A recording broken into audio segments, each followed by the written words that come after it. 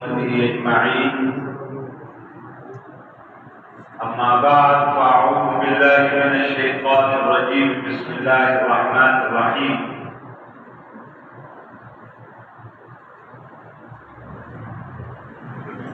ألف لام ميم ذلك الكتاب لا ريب فيه هدى للمتقين. قال النبي صلى الله عليه وسلم: أوله رحمة وأوسطه مغفرة وآخره عتق من النار، أو كما قال عليه الصلاة والسلام. صدق الله وصدق رسوله النبي الكريم. تمام احباب درود شریف پڑھ لیجیے.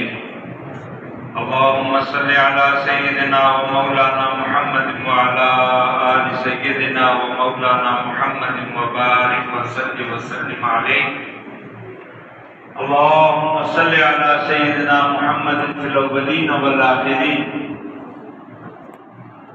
وفي الملأ الأعلى إلى يوم الدين. میرے واجب الاحترام برادران اسلام، خصوصاً حضرت مولانا ساجد صاحب اور ان کے برادر مکرم قاری صاحب، سب سے پہلے تو میں آپ تمام احباب کو مبارکباد پیش کرتا ہوں، اور ہم سب کو اس پہ اللہ کا شکر ادا کرنا چاہیے کہ اس رب کریم نے زندگی میں پھر ہمیں یہ چانس اور موقع دیا کہ رمضان مبارک کا یہ برکتوں، رحمتوں، مغفرتوں، بخششوں والا مہینہ اس رب نے ہمیں زندگی میں نصیب کیا، اور اس پر مستضاد کہ اس رب کی توفیق اور اس کی مہربانی سے اللہ نے ہمارے برخوردار قاری صاحب کو یہ توفیق دی، یہ ہمت دی کہ انہوں نے نبی کریم سب کہہ دو صلی اللہ علیہ وسلم. یاد رکھو کہ جب بھی رسول اللہ صلی اللہ علیہ وسلم کا نام اسم گرامی آئے تو ایک مرتبہ اس محفل میں درود پاک کا پڑھنا یہ ہر مسلمان پہ واجب ہے، کم از کم ہے، اور ہر مرتبہ پڑھے گا تو یہ اپنی خوش بختی ہے کہ رسول اللہ صلی اللہ علیہ وسلم کا فرمان ہے کہ آپ صلی اللہ علیہ وسلم نے فرمایا کہ من صلی علیہ واحدۃ صلی اللہ علیہ عشرہ، کہ جو مجھ پہ ایک مرتبہ درود پڑھتا ہے اللہ اس پہ 10 رحمتیں نازل فرماتے ہیں، 10 گناہ معاف ہوتے ہیں، 10 درجے بلند ہوتے ہیں. اور دوسرا درود شریف کے متعلق ہمارا اہل سنت والجماعت کا عقیدہ اور نظریہ، نوجوانوں سن لو، آج ہماری یہ بدقسمتی ہے، بدبختی ہے کہ دنیا کے ہر کام کے لیے ہماری یہ سوچ ہے کہ بھائی دنیا کا کوئی بھی کام کرنا ہے تو اس کو سیکھ کر کرو. ایسے ہی ہے نا، یہاں پہلے یہ شیخوں کے یہ ہمارا محلہ اور یہ کرتارپورہ، انگرپورہ، ہری پورہ یہ شیخوں کے محلہ مشہور ہوتا تھا. اب تو شیخ کم ہی رہ گئے یہاں پہ، اب تو خال مجھے اپنے وہ چہرے بہت کم نظر آئے. کچھ تو اللہ کے پاس چلے گئے، جو ہیں وہ کوئی سیٹلائٹ ہوم چلے گئے، کوئی بحریہ چلے گئے، کوئی ڈیفنس اور کوئی اسلام آباد چلے گئے. وہ ہمارے یہ شیخوں کی بات کرتے آگے کہ ہمارا یہ شیخوں کا بھی یہی رویہ کہ بچے نے 8ویں 9ویں پڑھی تو کان سے پکڑ کے کیجیے ہوں ہڈی کا کم سکھانا ہے، کم سیکھنا ہے، ہڈی کا کام ضروری ہے. تو دنیا کے ہر کام کے لیے ہمارا یہ ذہن ہے کہ پہلے سیکھو پھر کرو. لیکن بدقسمتی سے دین ہمارا ایسا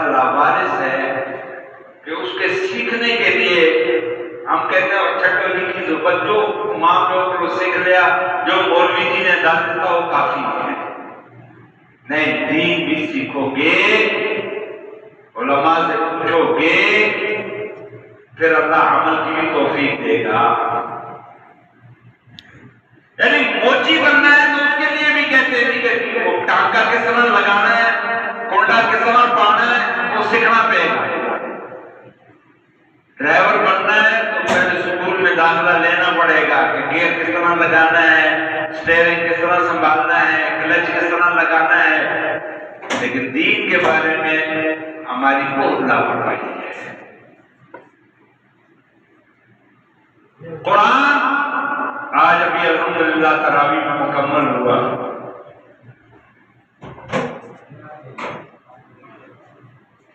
اللہ قبول فرمائے اور اللہ ہم سب کو کل اس قرآن کی اور رمضان کی شفاعت، جیسے کہ نبی کریم صلی اللہ علیہ وسلم کا فرمان ہے کہ رسول اللہ صلی اللہ علیہ وسلم نے فرمایا کہ کل قیامت کے دن قرآن اور رمضان یہ دونوں بندے کی شفاعت کریں گے۔ کہہ دو سبحان اللہ۔ اور اللہ کے نبی کا یہ فرمانا ہے کہ اللہ ان دونوں کی سفارش کو اس بندے کے حق میں قبول کرے گا۔ اللہ ہمیں بھی نصیب فرمائے۔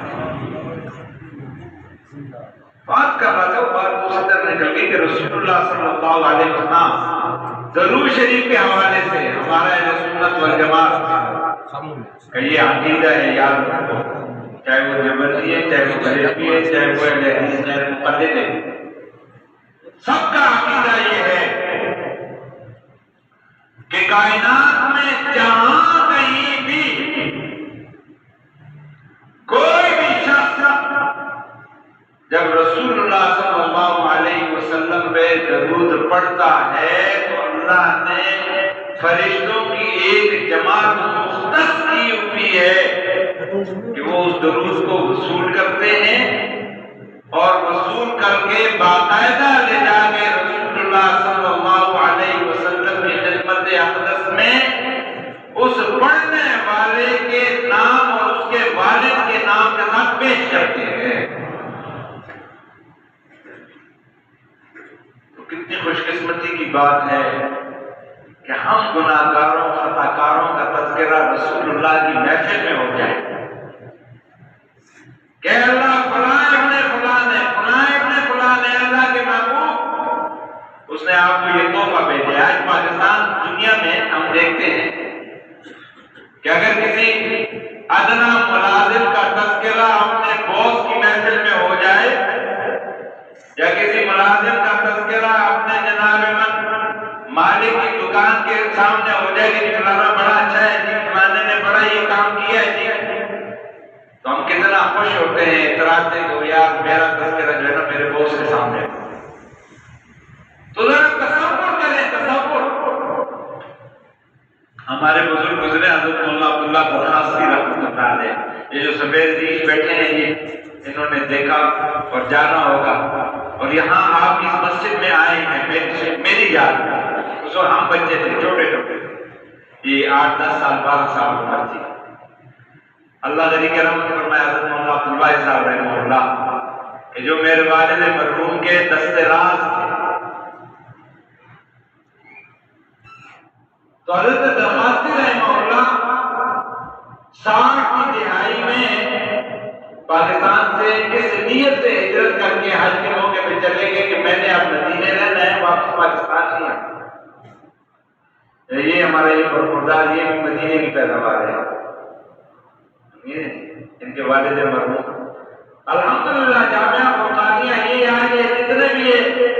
صدقہ جاریہ نظر آ رہا ہے نا، یہ سب جامعہ فرقانیہ کا صدقہ جاریہ اور یہ آپ کے بڑوں کا صدقہ جاریہ ہے۔ حضرت مولانا عبداللہ صاحب رحمہ اللہ کے ذریعے سے یہاں کے جتنے بڑے تھے ان سب کا تعلق فرقانیہ کے ساتھ تھا، وہاں پڑھنا، وہاں جناب من تعاون کرنا، وہاں کی سرپرستی کرنا، تو یہ سارا صدقہ جاریہ الحمدللہ ہمارے ان بڑوں کا ہے۔ تو حضرت مولانا عبداللہ درخواستی رحمہ اللہ ان کے کہ 60 کی دہائی میں 60-61 میں حج پہ گئے اور وہاں اس نیت سے گئے کہ میں نے اب واپس پاکستان نہیں آنا، بقیہ زندگی میں نے مدینہ منورہ میں گزارنی ہے۔ حج ہو گیا، حج سے فارغ ہو گئے، مدینہ منورہ چلے گئے تو خواب میں دیکھا کہ نبی کریم صلی اللہ علیہ وسلم کا دیدار ہوا۔ رسول اللہ صلی اللہ علیہ وسلم نے حضرت درخاستی سے کہا کہ عبداللہ درخاستی،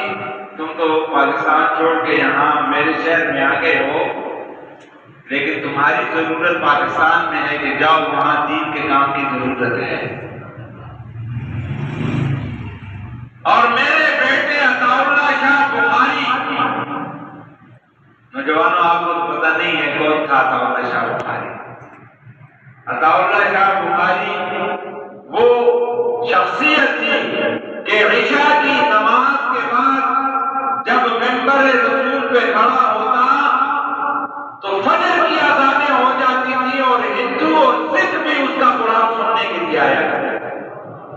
اللہ نے ایسی آواز اور ایسا قرآن ان کو دیا تھا، پوری رات ان کا بیان کے دن کے بارے میں مشہور ہے کہ عطاءاللہ کی زندگی یا جیل میں گزری یا ریل میں گزری۔ اور ختم نبوت کے مسئلے پہ سب سے پہلے بر صغیر میں حضرت مولانا سید عطاءاللہ شاہ بخاری رحمۃ اللہ علیہ اپنے قربانیاں اور ان کا سب سے پہلے ان کا قدم تھا۔ انہوں نے تو سید حضرت عبداللہ درخاستی رحمہ اللہ نے خواب میں دیکھا کہ رسول اللہ فرماتے ہیں کہ عبداللہ تم تو یہاں آ گئے ہو، تمہاری ضرورت پاکستان میں ہے، جاؤ پاکستان میں دین کا کام کرو، اور میرے بیٹے عطاءاللہ شاہ بخاری کو میرا جا کے سلام بھی دو اور ان کو کہو کہ تم یہ جو ختم نبوت کا کام کر رہے ہو میں تم سے راضی ہوں۔ واقعات میں لکھا ہے، حضرت درخاستی کی سوانح عمری میں بھی ہے اور سید عطاءاللہ شاہ بخاری کی سوانح عمری میں بھی یہ واقعہ ہے کہ جب حضرت درخاستی رحمہ اللہ پاکستان واپس جب خواب دیکھا تو دوسرے دن رخت سفر باندھ دیا، علیہ اپنے اہل و عیال سب لے کے گئے تھے، بیوی بچے سب لے کے گئے تھے اور اس عزم کے ساتھ گئے تھے کہ میں نے اب واپس پاکستان نہیں آنا۔ لیکن جب حکم ہوا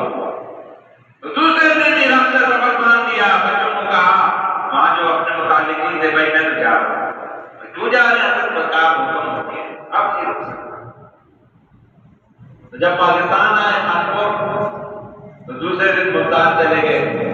پتہ چلا کہ عطاءاللہ شاہ بخاری بیمار ہیں، علیل ہیں،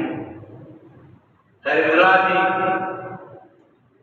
سید عطاءاللہ شاہ بخاری رحمہ اللہ نے فوراً بلوایا کہ جی آئے۔ بیٹھے میں سید عطاءاللہ شاہ بخاری اپنی چارپائی پہ لٹکے ہوئے، اور جب سیدنا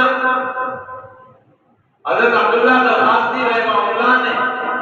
سید عطاءاللہ شاہ بخاری کے سامنے یہ واقعہ بیان کیا کہ عطاءاللہ میں نے یہ خواب دیکھا اور رسول اللہ صلی اللہ علیہ وسلم نے تیرے لیے سلام بھی بھیجا ہے اور یہ پیغام بھیجا کہ میرے بیٹے عطاءاللہ کو کہو کہ میں تم سے بڑا راضی ہوں، تم جو ختم نبوت کا کام کر رہے ہو۔ تو لکھا ہے کہ جب سید عطاءاللہ شاہ بخاری نے یہ بات سنی تو چیخ ماری اور گرتے اور بے ہوش ہو گئے۔ تھوڑی دیر کے بعد پھر جب ہوش میں آئے تو روتے ہوئے حضرت درخاستی سے پوچھا کہ حضرت کیا رسول اللہ نے میرا نام لیا تھا، میرے نام سے مجھے پکارا تھا؟ حضرت درخاستی نے دوبارہ کہا عطاءاللہ رسول اللہ نے تیرا نام لیا اور کہا میرے بیٹے کو میرا سلام کر۔ تو تصور کرو مسلمانوں نوجوانوں کہ درود شریف جب ہم پڑھیں گے، اور یاد رکھو درود شریف کے حوالے سے کہ یہ وہ عبادت ہے، ہم نے یہ نماز پڑھی، یہ تراویح پڑھی، یہ قرآن سنایا، یہ قرآن سنا، کوئی یقین نہیں ہے کہ قبول ہے یا نہیں ہے، کوئی یقین نہیں ہے۔ لیکن درود شریف ایسی عبادت ہے کہ جو 100% قبول ہے، جس کے قبول نہ ہونے میں رتی برابر کا شک نہیں ہے۔ جو بھی درود پڑھے گا، جس کیفیت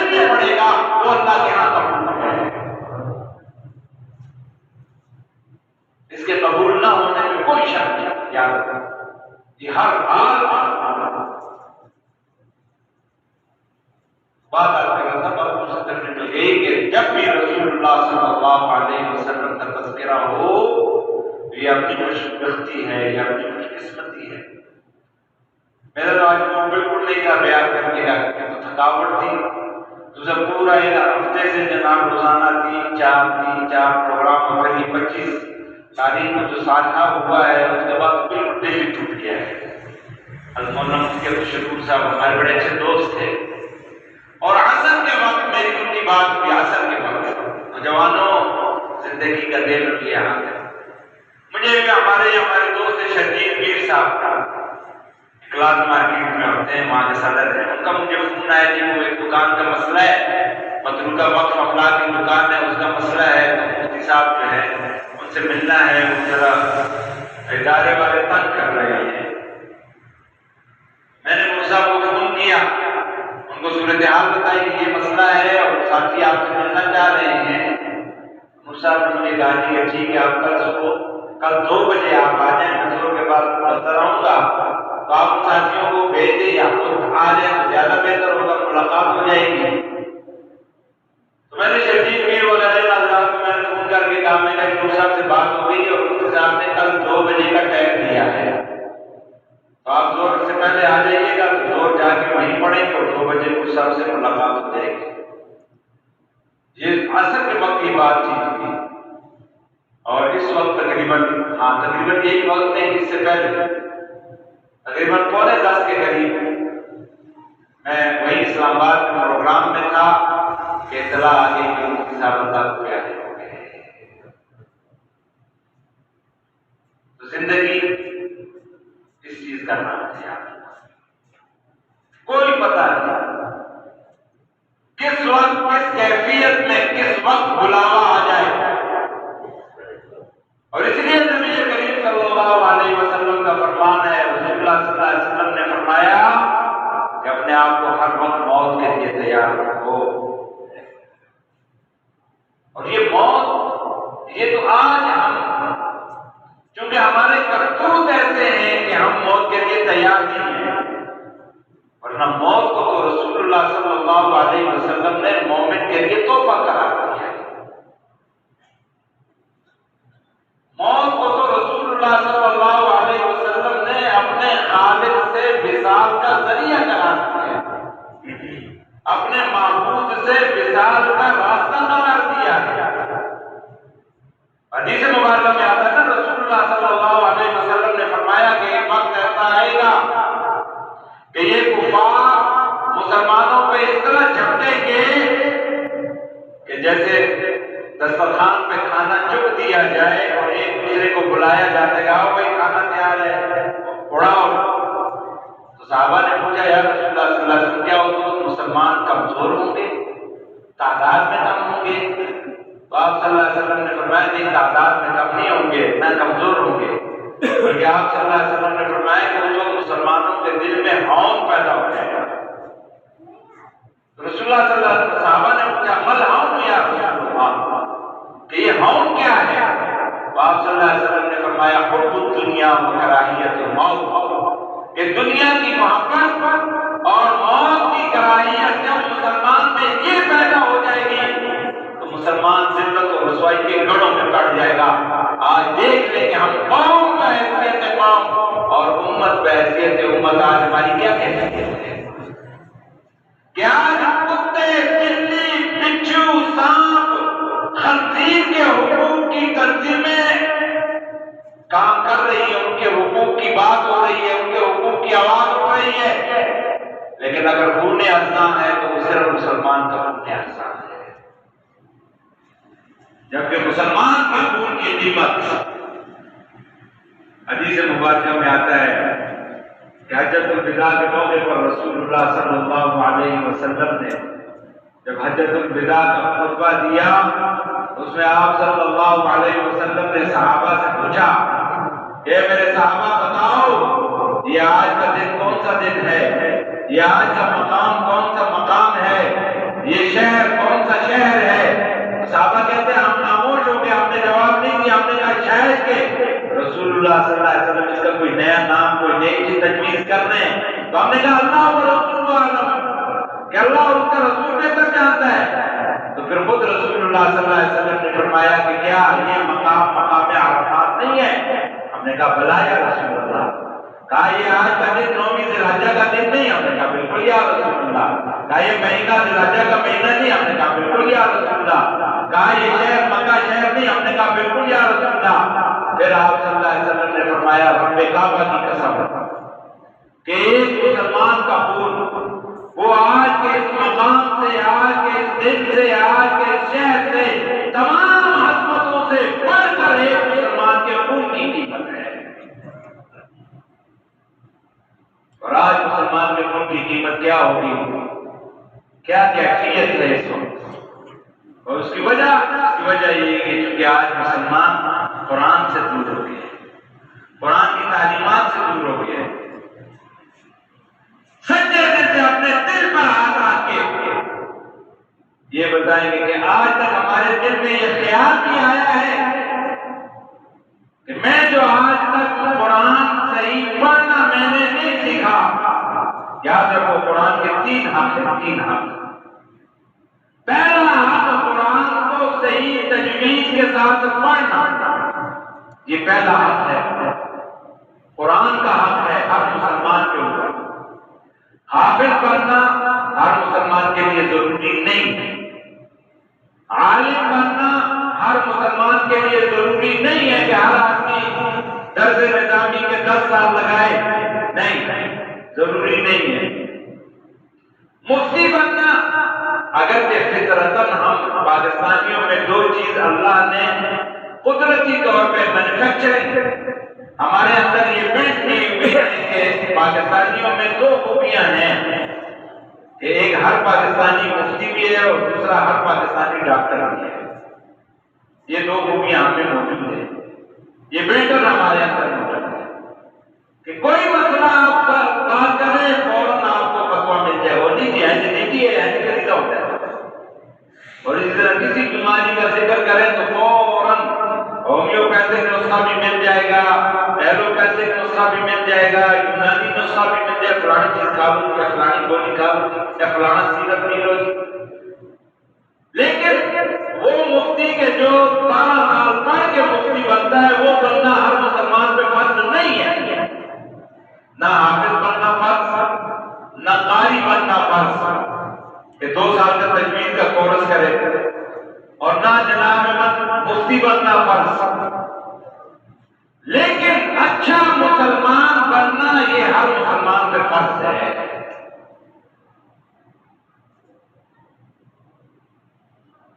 کہ کم از کم دین کے حلال و حرام کا اس کو پتا ہو، جائز و ناجائز کا اس کو پتا ہو، طہارت اور ناپاکی کے کم از کم مسائل کا اس کو پتا ہو۔ اتنا دین سیکھنا اور اچھے اخلاق کا سیکھنا یہ ہر مسلمان پہ فرض ہے۔ تو عرض کر رہا تھا کہ قرآن کا پہلا حق یہ ہے کہ قرآن کو تجوید کے ساتھ، یعنی تجوید کا کیا مطلب؟ تجوید کا یہ مطلب کہ قرآن کو اس کے مخارج اور اس کے صفات کے ساتھ صحیح طریقے سے پڑھنا یہ ہر مسلمان پہ فرض ہے، ہر مسلمان پہ فرض ہے، ہر مسلمان پہ۔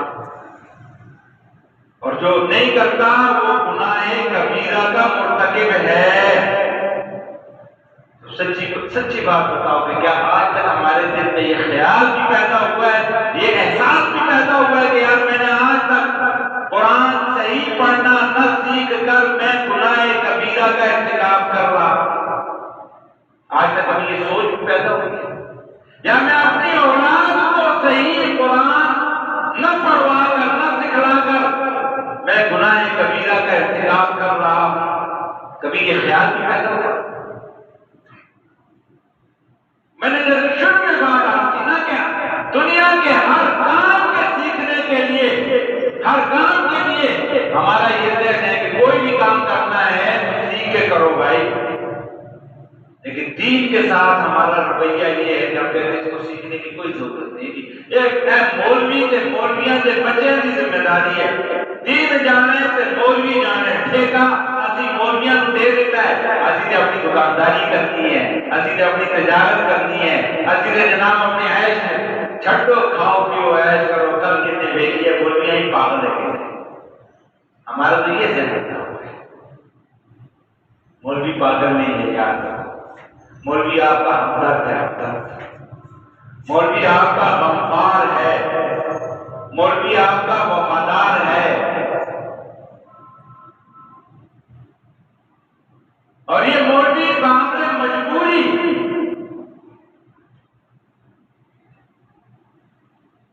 کیونکہ جس مسند پہ اللہ نے مولوی کو بٹھایا ہے اس مسند کا تقاضا ہے کیا علماء ورثۃ الانبیاء، کہ علماء اس منبر و محراب کی وراثت جو اللہ نے علماء کو دی ہے، یہ وراثت کس کی ہے؟ بولو نا، اور خصوصاً محمد الرسول اللہ صلی اللہ علیہ وسلم کی یہ وراثت ہے، یہ منبر و محراب جس پہ اللہ نے علماء کو یہ وراثت دی ہے۔ یاد رکھو علماء دین کے ٹھیکیدار نہیں، اگرچہ ہم نے اپنے طور پہ علماء کو دین ٹھیکے پہ دیا ہوا ہے، کہ دین جانے سے مولوی جانے، ہم نے تو ہمارا تو کوئی لینا دینا نہیں دین کے ساتھ، ہم نے تو اپنی دکانداری کرنی ہے، ہم نے اپنا بزنس کرنا ہے، ہم نے اپنی سیاست کرنی ہے، ہم نے اپنا کاروبار کرنا ہے، ہاں دین مولوی کے حوالے نہیں، علماء بھی دین کے ٹھیکیدار نہیں ہیں۔ یاد رکھو کہ جتنا ایک عالم دین کا ذمہ دار ہے، جتنا ایک عالم سے کل دین کے بارے میں سوال ہوگا، اتنا ہی ہر کلمہ کو مسلمان دین کا ذمہ دار ہے، اور ہر ایک سے اس کے اعمال کے بارے میں کل سوال ہوگا اللہ کے ہاں۔ ہاں یہ ہے کہ علماء ٹھیکیدار تو نہیں، لیکن علماء چوکیدار ضرور ہے، کہ چوکیداری کر رہے ہیں اور اللہ کے فضل و کرم سے ڈٹ کے چوکیداری کر رہے ہیں۔ جب بھی کسی بدماش نے نقب زنی لگانے کی کوشش کی ہے کسی بھی اعتبار سے، الحمدللہ کہ ہمارا یہ ایمان و عقیدہ، اور ہم یہ چیلنج کرتے ہیں، اقوام عالم کو چیلنج کرتے ہیں کہ الحمدللہ ثم الحمدللہ، یہ قرآن کا اعجاز، قرآن کا معجزہ، یہ قرآن کی عظمت، یہ قرآن کی رفعت، ابھی جو قاری صاحب نے تلاوت کی، لو انزلنا هذا القرآن على جبل لرأيته خاشعا متصدعا من خشیۃ اللہ، یہ قرآن کا اعجاز ہے، اور ہم یہ سینہ ٹھوک کر کہتے ہیں کہ الحمدللہ یہ وہی قرآن ہے کہ جو محمد الرسول اللہ کے قلب اطہر پہ جبرائیل امین کے ذریعے سے نازل ہوا تھا، اور اس قرآن کی ایک زبر زیر پیش لفظ مد غنہ میں کوئی تبدیلی نہیں۔ جس طرح سیدنا جبرائیل نے آسمان دنیا سے اللہ کی وحی لے کر محمد رسول اللہ صلی اللہ علیہ وسلم کے قلب اطہر پہ نازل ہوئی، اور رسول اللہ نے حضرات صحابہ کو پڑھایا، حضرات صحابہ نے تابعین کو، تابعین نے تبع تابعین کو، تبع تابعین نے سلف صالحین کو، اور اسی طرح چلتے چلتے چلتے چلتے چلتے الحمدللہ کہ آج جو قرآن مسلمانوں کے پاس موجود ہے، کتاب کی شکل میں ہے یا سینوں میں محفوظ ہے، یہ وہی قرآن ہے، اس کی زبر سے پیٹ میں کوئی تبدیلی نہیں ہے۔ یہ قرآن کا اعجاز ہے، یہ قرآن کا اعجاز ہے۔ جب بھی دور میں، کسی بھی دور میں کسی بدبخت نے قرآن پہ حملہ کرنے کی کوشش کی، قرآن میں رد و بدل کرنے کی کوشش کی، الفاظ کے اندر، معانی کے اندر، تفسیر کے اندر، تشریح کے اندر، توضیح کے اندر، تو الحمدللہ علماء نے اپنی چوکیداری کا حق ادا کیا، اور ہر طرح کی چوکیداری کر کے اللہ کا یہ جو حکم انا نحن نزلنا الذکر و انا لہ لحافظون، اس کی عملی تصویر الحمدللہ دنیا کے سامنے رکھی ہے۔ اور یہ الحمدللہ مدارس و علماء کا یہ احساس ہے کہ الحمدللہ ہر سال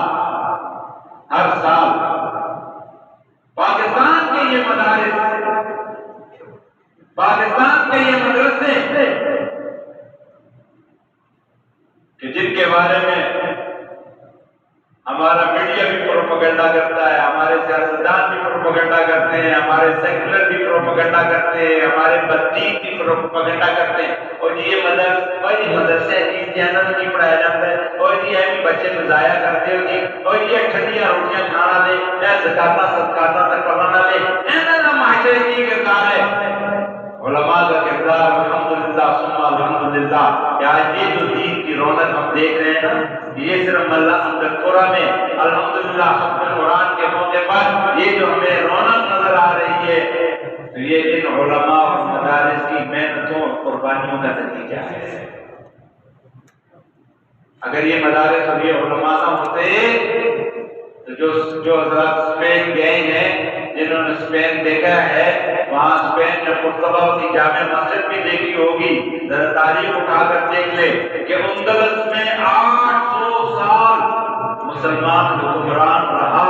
لیکن چونکہ وہاں مسجد و مدرسے کا ترتیب نہیں تھی، وہاں اپنی مدد آپ کے تحت دین کی خدمت کی ترتیب نہیں تھی،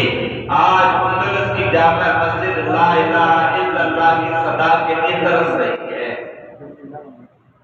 اور اس کے مقابلے میں بر صغیر میں 200 سال انگریز رہا اور ظلم و بربریت کے اس نے پہاڑ توڑے۔ آج ہمارے ملک کا میڈیا، آج ہمارے ملک کا ٹیلی ویژن، آج ہمارے ملک کا دانشور، آج ہمارے ملک کا ادیب، آج ہمارے ملک کا سکالر جب 14 اگست یا 23 مارچ آتا ہے، وہ پاکستان کی تاریخ کو 1940 سے شروع کرتا ہے، یعنی 1940 کو قرارداد پاکستان پیش ہوئی اور 1947 کو جناب میں پاکستان آزاد ہو گیا، اور یہ 7 سال کی قربانی سے پاکستان بن گیا۔ حالانکہ یہ پاکستان 7 سال کی قربانی سے نہیں بنا۔ نوجوانوں ذرا تاریخ اٹھا کر دیکھو، اور پھر جب یہ بن رہا تھا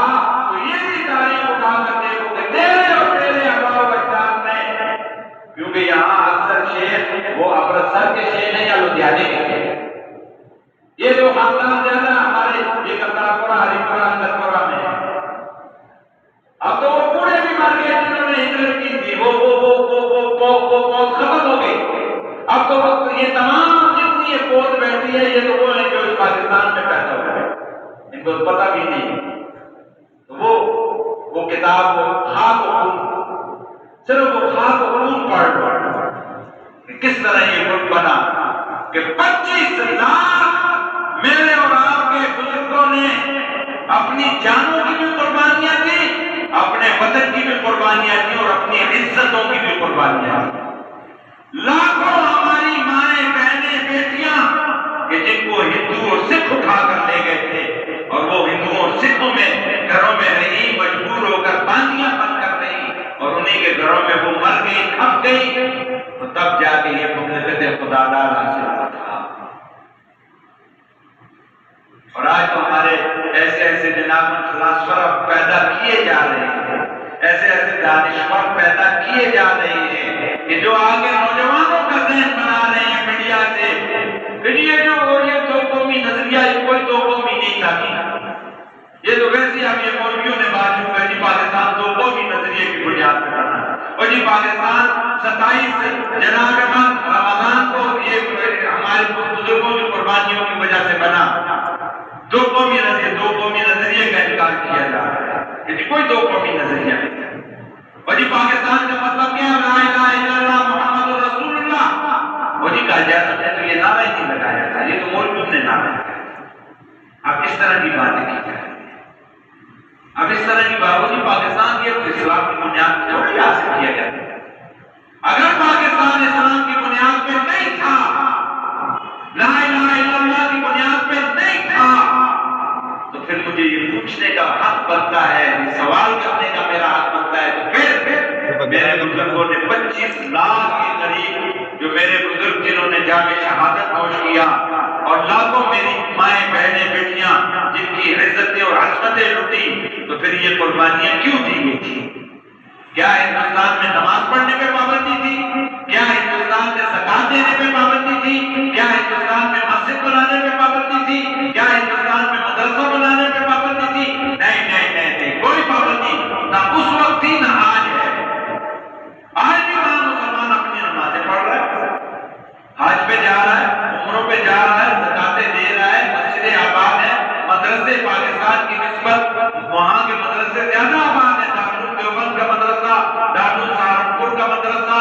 دہلی کے مدارس، لکھنؤ کے مدارس پاکستان سے زیادہ آباد ہیں، ایک ایک مدرسے میں جناب من 10-10 ہزار طلباء پڑھ رہے ہیں۔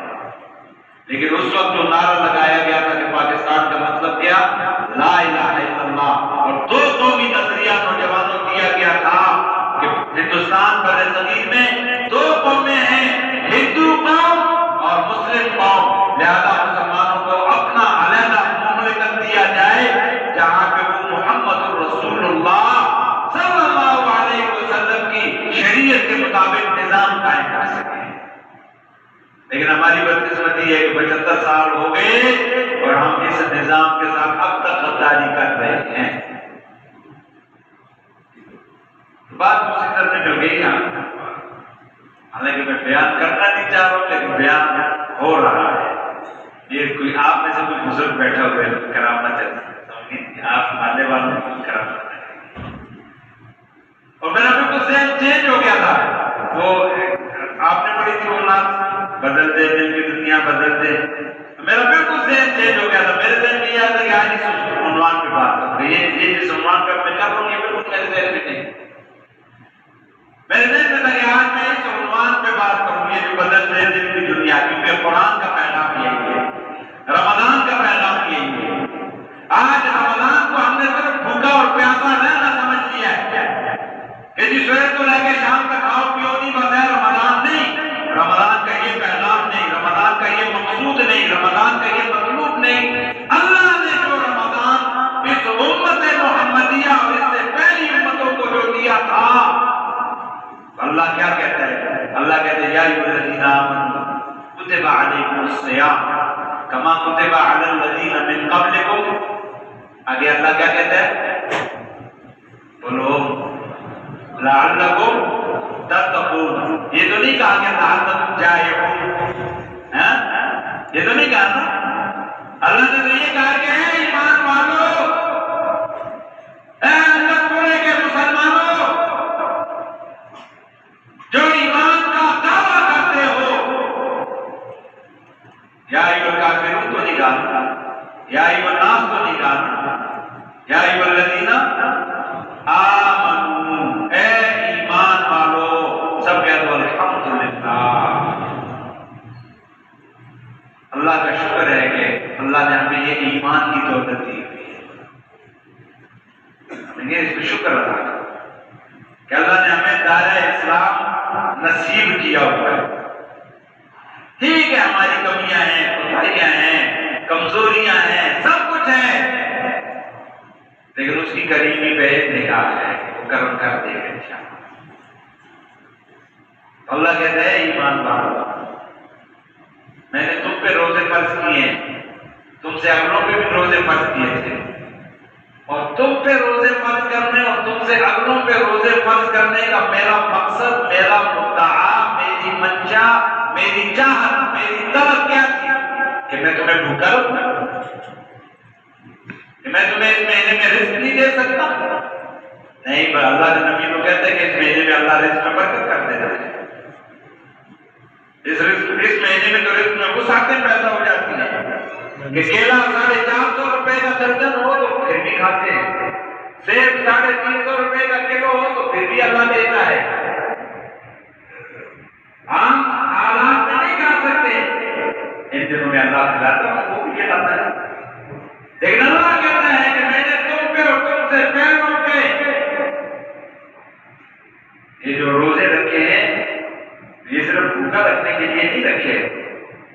پیاسا رکھنے کے لیے نہیں رکھے، میری شان ربوبیت وہ تو یہ ہے کہ اگر کل کائنات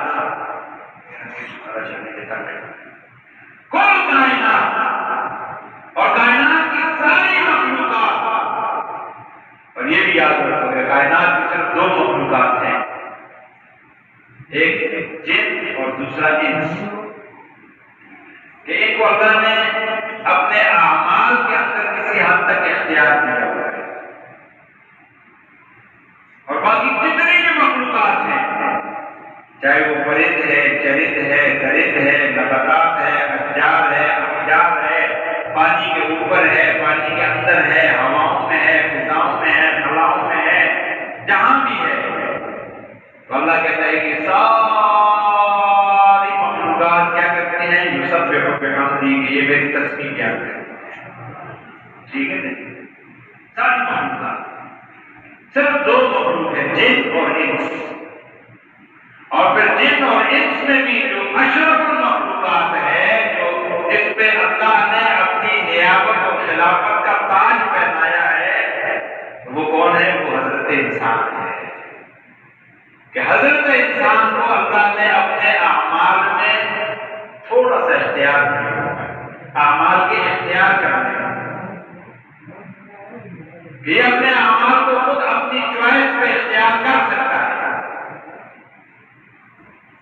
اور یہی وجہ ہے کہ جزا اور سزا کا نظریہ اور عقیدہ بھی وہ جن اور انس کے لیے ہے، باقی کسی مخلوق کے لیے نہیں۔ باقی تمام مخلوقات جو ڈیوٹی، جتنی لمٹ ان کی زندگی کی، ان کے اعمال کی، ان کے افعال کی اس رب نے متعین کر دی ہے، وہ اپنے اس لمٹ سے ایک رتی برابر نہ آگے ہوتے ہیں نہ پیچھے، اسی کے مطابق وہ اپنی زندگی بسر کرتے ہیں۔ لیکن انسان کو اللہ نے اور جنات کو اللہ نے یہ اختیار دیا ہے کہ یہ اپنے اعمال کو اختیار کرنے میں تھوڑے سے مختلف۔ سیدنا علی کرم اللہ وجہ کا مشہور قول ہے نا، تو ان سے کسی نہریے نے یہی سوال کیا کہ تم کہتے ہو کہ انسان اپنے اعمال اختیار کرنے میں تھوڑا سا خود مختار ہے، کتنا خود مختار ہے؟ تو حضرت علی نے فرمایا کہ اپنا ایک کام اٹھاؤ، کھڑا تھا اس نے ایک کام اٹھا لی، آپ دوسری اٹھاؤ، دوسری تو نہیں اٹھ سکتی، کہا اتنا خود مختار ہے۔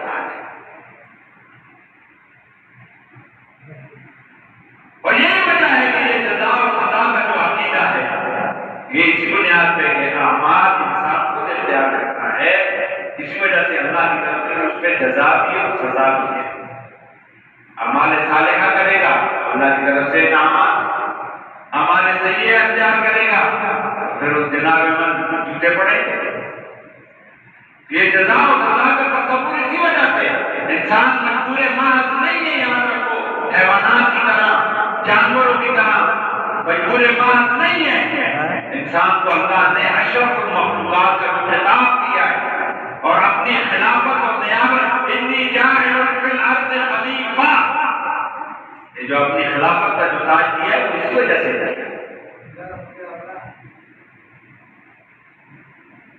تو آپ کر رہا تھا مضمون کی جو ہے نا کثرت اتنی زیادہ ہوتی ہے، آپ حضرات کی کرامت ہے، اچھا ویسے آج بھی تو تقریر نہیں کرتے۔ تو آج یہ کر رہا تھا کہ رمضان کا مقصود، کہ رمضان اللہ چاہتا کیا ہے؟ ہاں کہ اگر کل مخلوقات جو 24,000 مخلوقات جو اب تک سائنسدان اور تحقیق کرنے والے جنہوں نے جمع کیے ہیں، کہ جن میں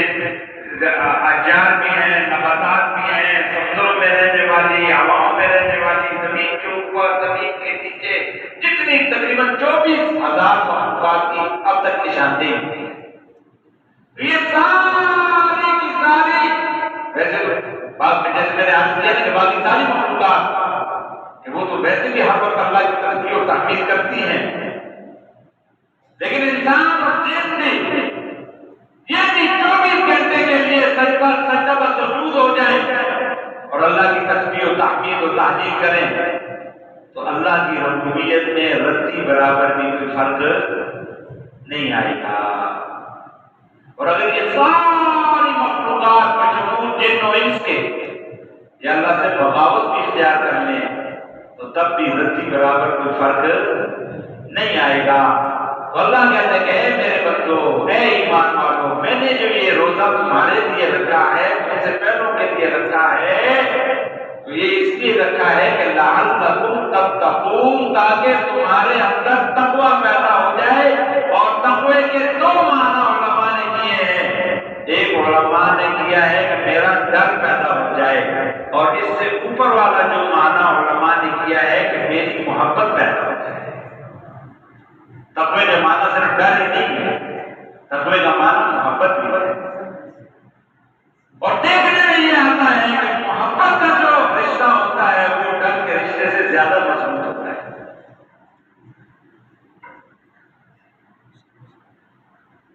کسی شاعر کو شعر ہے مزہ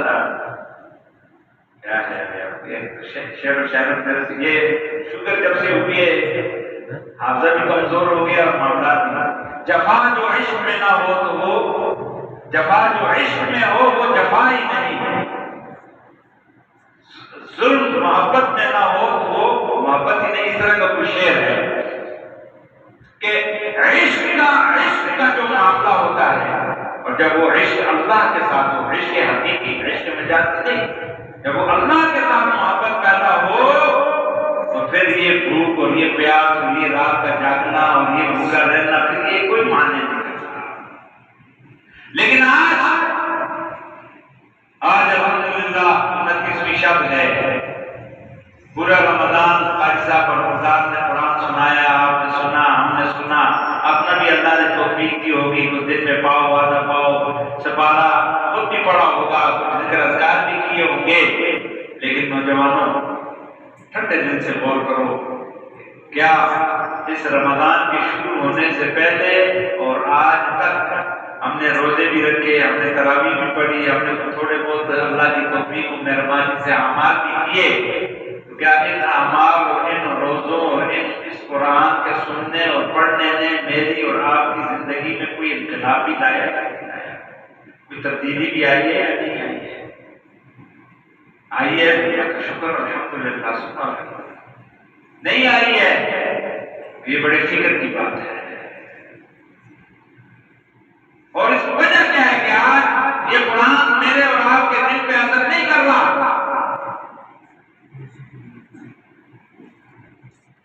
اس کی وجہ یہی ہے کہ کیونکہ آج میرا اور آپ کا دل گناہ کے ماحول میں رہنے کی وجہ سے ہمارے دل سگ آلود ہیں اور یہ مولوی کی بات نہیں ہے یہ میری بات نہیں ہے یاد یہ رسول اللہ صلی اللہ علیہ وسلم کا فرمان ہے آپ صلی اللہ علیہ وسلم نے فرمایا کہ جب آدمی گناہ کرتا ہے تو دل پہ ایک سیاہ دھبا لگ جاتا ہے اگر توبہ کر لے تو صاف ہو جاتا ہے نہیں توبہ کرتا دوسرا کرتا ہے دوسرا تیسرا چوتھا پانچواں کرتے کرتے آخر پھر دل بالکل سیاہ ہو جاتا ہے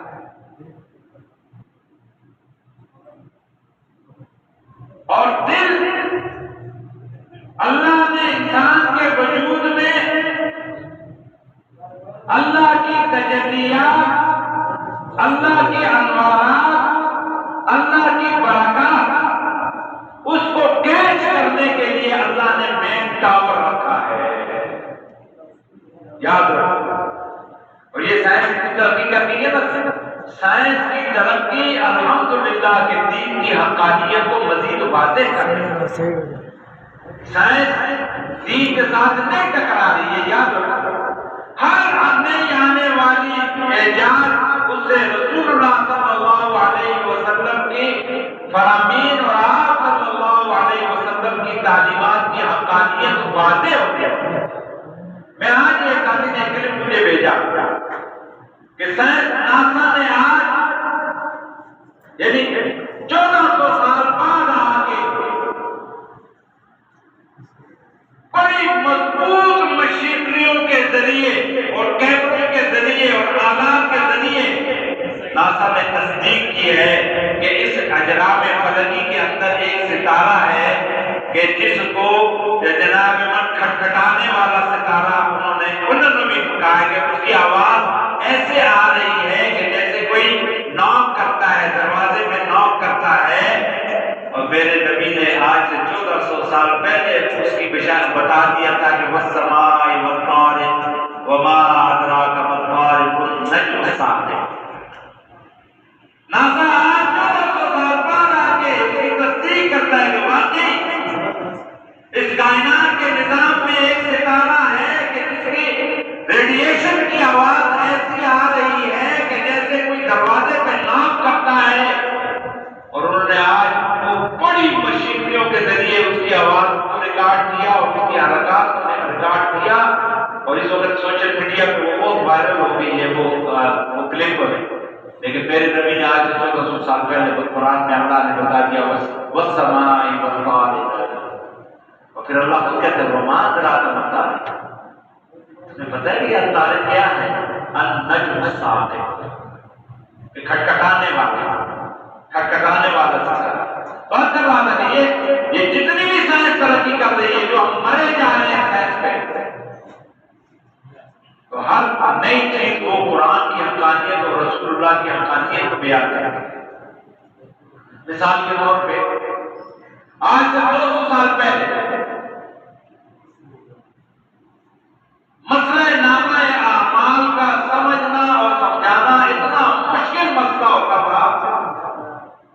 کہ علماء اس کے لیے منطق کے اصول اور فلسفے کے اصول اور علم الکلام کے اصول اور علم البیان کے اصول اور عقلی دلائل اور نقلی دلائل اور انبار لگا دیتے تھے، پھر بھی وہ سمجھ میں نہیں آتا تھا. کیوں؟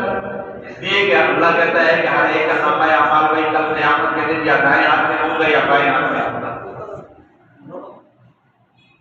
ہاتھ میں جب اللہ دے گا تو ظاہر بات ہے وہ چھوٹی سی چیز ہوگی. اور دوسری طرف سے اللہ کہتا ہے کہ ہر ایک کا قول فعل عقل وہ میں ریکارڈ کر رہا ہوں، وہ لکھا جاتا ہے. اب ایک آدمی کی اگر 50 سال عمر بھی لگا تو اس کا قول، اس کا فعل، اس کا عمل، اس کی سوچ، اس کی فکر، ہر چیز کو آپ لکھتے جائیں.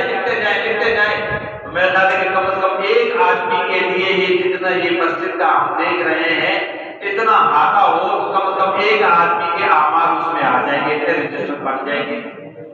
اور اللہ کہتا ہے کہ میں کل ایک ہاتھ میں دوں گا بھائی دائیں ہاتھ ماما منو کی کتابوں کو یہ بھی نہیں پہلو ہاؤ کرو کتاب کیا اتنی ضرورت تو نہیں بلا کتاب کیا.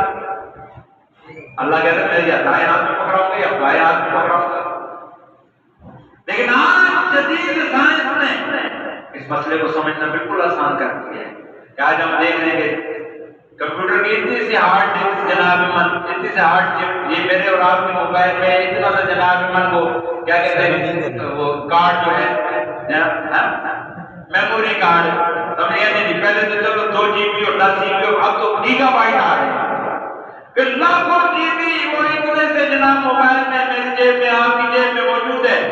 اور اس کے اندر دنیا کا کوئی مسئلہ ہم دیکھنا چاہیں، دنیا کی کوئی کتاب ہم دیکھنا چاہیں، دنیا کا کوئی تحقیق ہم دیکھنا چاہیں، ایک پلک جھپکتے بلکہ اس دن مجھے نئے ساتھی نے کئی چیز بتلائی. حالانکہ یہ ہمارے فیلڈ میں یہ لیکن بعض کا ساتھی بتاتے رہتے ہیں کہ کوئی نئی ایک چیز آئی ہے، پتہ نہیں کون سی چیٹ، کوئی چیٹ آئی ہے، چیٹ GPT، کہ جس دنیا کے کسی مسئلے کو آپ اردو زبان میں اس کے سامنے آپ کرتے اور وہ اس کو کہتے ہیں میں اس کی تفصیلات بتاؤ تو وہ منٹوں سیکنڈوں میں اس کی تفصیلات کو آپ کے سامنے. میں نے کہا یار یہ کیسی بات؟ میں نے بطور آزمائش کے تو میں نے کہا مجھے قادیانیت کے مسئلے پر مجھے وضاحت کی جائے. یہ سوال میں نے اردو میں وہ اس پہ لکھا، جناب امام ساتھی نے لکھا، تو یقین جانے کہ سیکنڈوں میں اس نے جناب امام پوری قادیانیت کی تاریخ کیسے شروع ہوا، کیسے چلا، پھر جناب اس پہ تحریک 53 کی تحریک، اس کے بعد جناب امام پھر قومی اسمبلی 74 میں قادیانیت کا مسئلہ، اور پھر نہ صرف پاکستان بلکہ ساؤتھ افریقہ میں جو مقدمہ چلا، ملائیشیا میں جو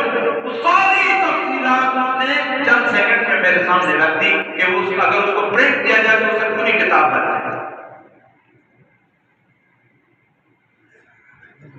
تو اللہ نے دیکھ لیا یہ ٹیکنالوجی ہے، لیکن اس سے دین کی حقانیت پہلا پتہ لگ گئی کہ اگر اللہ انسان کو اتنی عقل، اتنا دماغ، اتنی عقل دے سکتا ہے کہ یہ ایسی چیز بنانے کے ایک کلک کرنے پہ لاکھوں کروڑوں الفاظ یکجا جمع ہو سکتے ہیں، تو کیا وہ خالق خود اس پہ قادر نہیں ہے کہ اس نے میری اور تیری بھی ایک چیز بنائی ہوئی ہے اور اپنے سپر کمپیوٹر کے اندر کل جب جائیں گے ایک کلک پہ قرآن کیا کہتا ہے وَمَن يَعْمَلْ مِثْقَالَ ذَرَّةٍ خَيْرًا يَرَهُ وَمَن يَعْمَلْ مِثْقَالَ ذَرَّةٍ شَرًّا يَرَهُ. ایک کلک ہوگا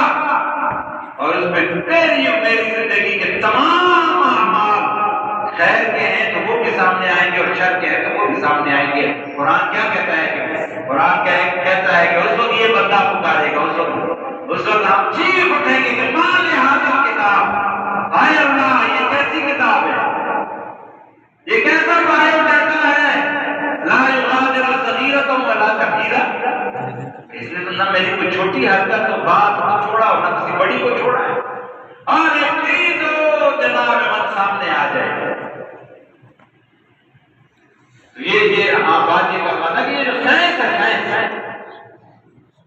سائنس جتنی بھی ترقی کر رہی ہے اس سے اسلام کی حقانیت، نبی کریم صلی اللہ علیہ وسلم کی تعلیمات کی حقانیت الحمدللہ کو واضح ہو رہی ہے۔ تو رسول اللہ صلی اللہ علیہ وسلم یہ کرتا تھا کہ رسول اللہ صلی اللہ علیہ وسلم نے فرمایا کہ اللہ نے انسان کے انسان تیرے وجود میں بھی اللہ نے ایک ٹاور لگایا ہوا ہے۔ ویسے تو جو علماء تصوف ہے نا انہوں نے تو کہا کہ 60 ٹاور ہیں، 60 ٹاور ہیں، لیکن ان کا جو مین ٹاور ہے مین کہ اس کی مثال کیوں یہ موبائل سمجھتے ہیں، یہ موبائل ہے، اب اس سے نہ تار ہے نہ کچھ ہے، سمجھ گئے نہیں؟ تو ہم سب یہ سمجھتے ہیں کہ اس موبائل کا تعلق کس کے ساتھ ہے؟ پیچھے جو ٹاور لگا ہوا ہے، اور اس ٹاور کا تعلق کہاں سے؟ اس ٹاور کا تعلق پیچھے مین جو بڑا ٹاور ہے کہ جہاں سے وہ شعاعیں نکل رہی ہیں اور یہ ٹاور قید کر رہا ہے، اور وہاں سے پھر ہمارا یہ موبائل یا وہ اس ٹاور سے ہمیں جو بھی کوئی کال کرتا ہے ہم کال بھی وصول کرتے ہیں، کوئی میسج کرتا ہے ہم میسج بھی وصول کرتے ہیں، ہم میسج کرنا چاہیں رائٹنگ میں کرنا چاہیں وہ بھی جا رہا ہے، ہم بول کے کرنا چاہیں وہ بھی جا رہا ہے، ہم کوئی ویڈیو دیکھنا چاہیں وہ بھی دیکھ رہے ہیں، ہر چیز کیوں؟ اس لیے کہ یہ موبائل میرا چارج ہے اور اس میں سم پڑی ہوئی ہے۔ اگر میں 1 کروڑ کا موبائل نہیں 1 ارب کا موبائل لے لوں اور اس کو چارج نہ کروں اور اس کو سم نہ ڈالوں تو اس کا کوئی فائدہ نہیں، اور اگر 10 روپے کا موبائل بھی ہو میرا لیکن وہ چارج اور اس میں سم پڑی ہوئی ہو تو ہر آنے والا پیغام میں وصول بھی کر سکوں گا، کال وصول بھی کر سکوں گا، سن بھی سکوں گا، جواب بھی دے سکوں گا۔ تو رسول اللہ صلی اللہ علیہ وسلم نے فرمایا کہ اے انسان الا ان فی الجسد مضغۃ، یاد رکھو کہ ہر انسان کے وجود میں اللہ نے گوشت کا ایک لوتھڑا رکھا ہے، اذا صلحت صلح کل واذا فسدت فسد کل، الا وہی القلب، الا وہی القلب، الا وہی القلب۔ جان لو کہ اللہ نے تمہارے وجود میں ایک مین ٹاور رکھا ہوا ہے، اگر وہ ٹاور صحیح ہوگا تو تمہارا سارا وجود صحیح کام کرے گا، ہاتھ بھی صحیح کام کریں گے، آنکھیں، کان، زبان، سوچ، فکر، ہر چیز صحیح کام کرے گی۔ اور اگر وہ ٹاور بگڑ گیا تو پھر ہاتھ بھی غلط چلیں گے، چوری کرو گے، ظلم کرو گے، ملاوٹ کرو گے، 2 نمبریاں کرو گے، آنکھیں بھی غلط چلیں گی، کان بھی غلط چلیں گے، سوچ و فکر و خیال بھی غلط چلے گا۔ اور رسول اللہ نے فرمایا کہ وہ ٹاور کون سا ہے؟ الا وہی القلب، سن لو کہ وہ تمہارا دل ہے، دل ہے، دل ہے، 3 مرتبہ فرمایا۔ تو آج رسول اللہ کا فرمان ہے کہ رمضان میں اللہ کی رحمتوں کی بارش ہوتی ہے، ہر وقت ہوتی ہے، لیکن مجھے اور آپ کو محسوس نہیں ہو رہی۔ کیوں؟ اس لیے کہ میرا اور آپ کا ٹاور چارج نہیں ہے، میرا اور آپ کا ٹاور چارج نہیں ہے۔ اگر یہ چارج ہوتا اور اس میں ایمان اور یقین کی سم مضبوط پڑی ہوتی تو یہ رحمتوں کا نزول بالکل ہو رہا ہے، اس میں رتی برابر شک نہیں ہے۔ میرے نبی کا فرمان ہے، کائنات اپنی جگہ سے ہل سکتی ہے، نبی کا فرمان اپنی جگہ سے نہیں ہل سکتا۔ تو میرے نبی نے کہا ہے کہ رحمتوں کی بارش ہے، ہر وقت بارش ہے، ہر لمحہ بارش ہے۔ رمضان تو اللہ نے رکھا ہی مغفرتوں کے لیے ہے، بخششوں کے لیے ہے، جہنم سے خلاصی کے لیے ہے، اور پھر اس رمضان کے آخری عشرے کی 7 راتوں میں میرے نبی کا فرمان ہے کہ اللہ قبیلہ بنی کرم کی بکریوں کے بالوں کے برابر انسانوں کو جہنم سے خلاصی کے فیصلے کرتا ہے۔ لیکن آج رمضان پورا گزر رہا ہے، گزر گیا ہے، میری آپ کی زندگی میں تبدیلی نہیں آئی، سوچ میں تبدیلی نہیں آئی، فکر میں تبدیلی نہیں آئی، پسند و ناپسند میں تبدیلی نہیں آئی، وضع شکل و صورت میں تبدیلی نہیں آئی۔ مجھے آج بھی لاڈ کی گالے اور کرزت کی شکل پسند ہے، مجھے نبی کی شکل آج بھی مولوی کی شکل نظر آتی ہے۔ یہ شکل ہم نے مولوی کی بنا لی ہے، یاد رکھو یہ مولوی کی شکل نہیں ہے، یہ نبی کی شکل ہے۔ یہ وہ صورت ہے کہ جس کی رب خود قسم کھاتا ہے کہ وَالضُّحَىٰ وَاللَّيْلِ إِذَا سَجَىٰ، یہ رب نے قسم کھائی ہے۔ تو یہ مولوی بھی نقل کر رہا ہے، مولوی نقال ہے، نقال مولوی بھی نقل کر رہا ہے کہ شاید رب اسی کو اصل کر دے، اور یہ تو میرے محبوب نے کہا ہے کہ اصل نہیں کر سکتے اور نقل کر لو، کوئی مارنا نہیں آتا، رونا نہیں آتا، رونے کی شکل بنا لو، شکل بنانا تمہارا کام ہے، قبول کرنا میرا کام ہے۔ تو یہ مولوی کی شکل نہیں ہے نوجوانوں، یہ تبلیغی کی شکل نہیں ہے، یہ مسیتڑ کی شکل نہیں ہے، ٹھنڈا جی مسیتڑا کر نہیں پتا، یہ نبی کی صورت ہے، یہ نبی کی صورت ہے، اور صرف نبی کی نہیں، انبیاء علیہ السلام 1,24,000 یا اس سے کم و بیش جو انبیاء و رسول آدم علیہ السلام سے لے کر محمد رسول اللہ صلی اللہ علیہ وسلم تک آئے، کوئی نبی بھی بے ریش نہیں تھا، کسی نبی نے شیو نہیں کیا، ہر نبی باریش تھا۔ تو ٹھنڈے دل سے غور کر لو، ٹھنڈے دل سے غور کر لو کہ کل اللہ کے سامنے ہم یہ چہرہ کس طرح لے کے جائیں گے۔ اور ایک آخری بات عرض کر دوں، آخری بات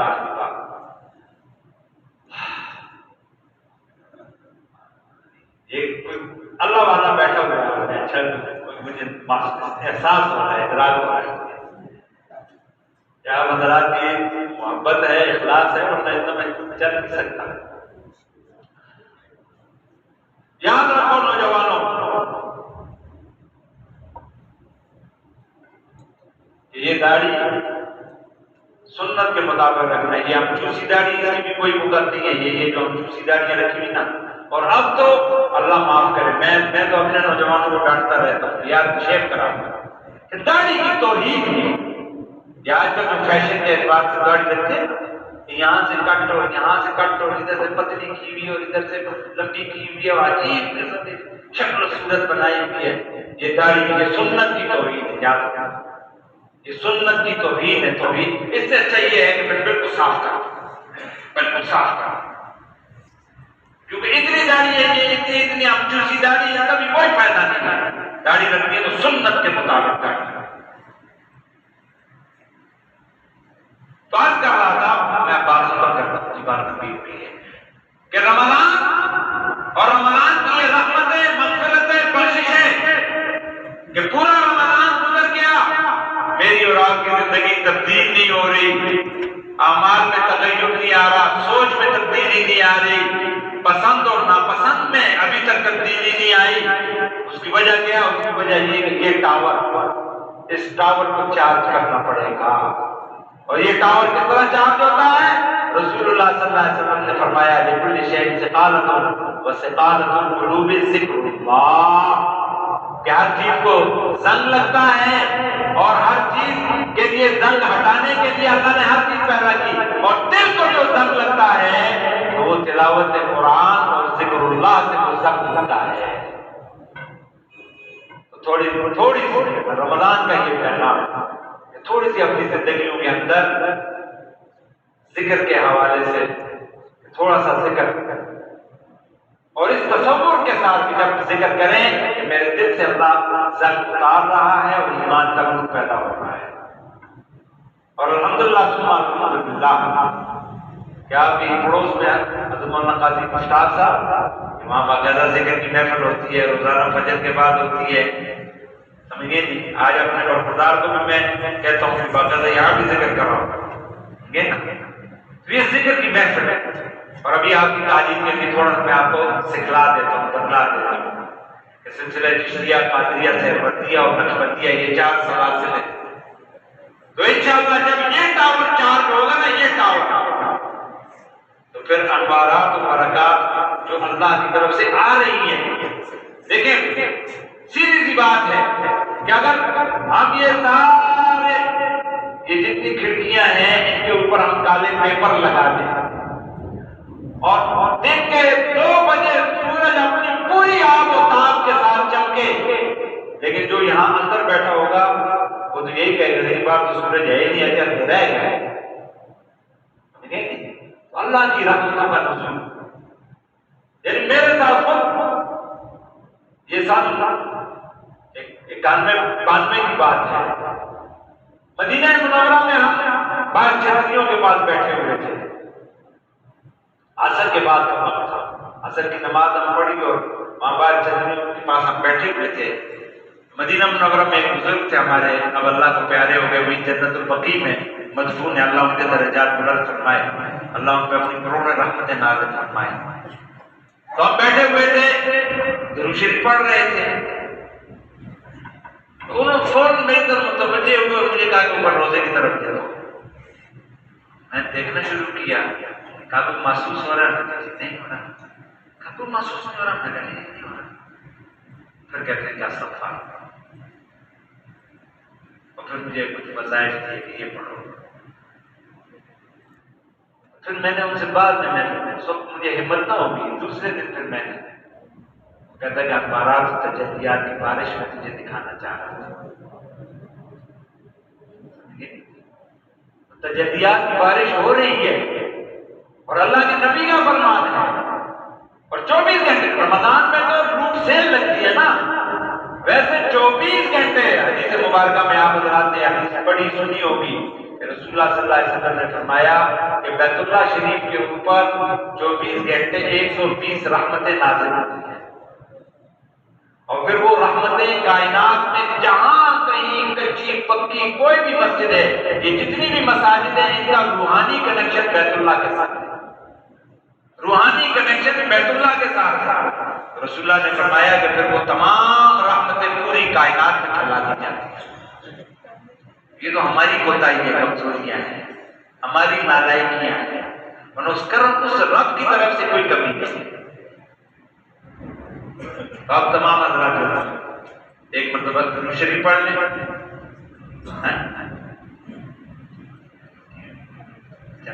لے آپ